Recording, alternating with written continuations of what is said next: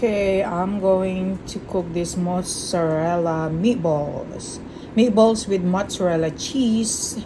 And I'm going to put them right here. Gumagawa ako ng chili. Yan. Yan ang ano dito sa Amerika, yung chili. Pero lalagyan ko nito para mas masarap pa. Chili, meron ng ano yan eh. Meron ng beans and meron na rin siyang ground beef. Pero lalagyan ko pa rin siya na mozzarella balls. Meatballs. I'm going to let it boil along with the chilies. And I'll be fine.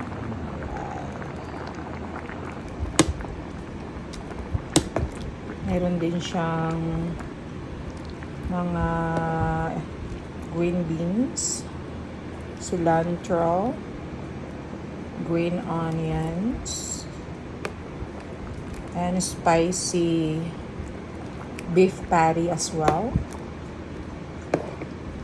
And of course, yung chili. Oh, diba?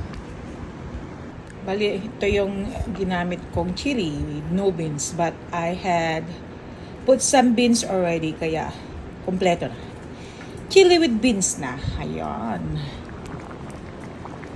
Yan, pakulo ko na lang yan para maluto na yung meatballs niya. And then of course, buong kamatis yan. Kasi pag yung chili na nasa can, kompletos recados na yun. Yan. Uso yan sa mga Mexican.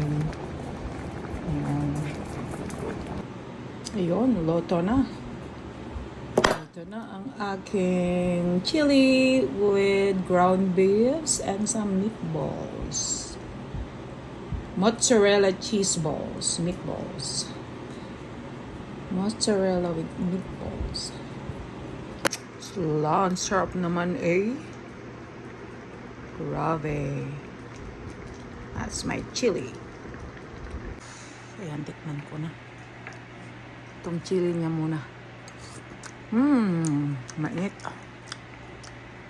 Mainit-init pa.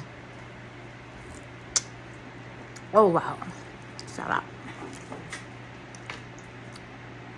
Maanghang. Kasi nilagyan ko rin siya ng ano, yung spicy beef patty.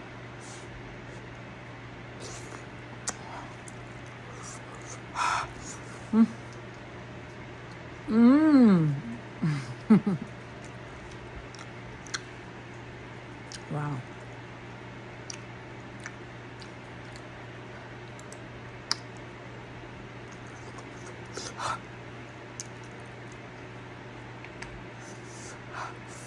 Init.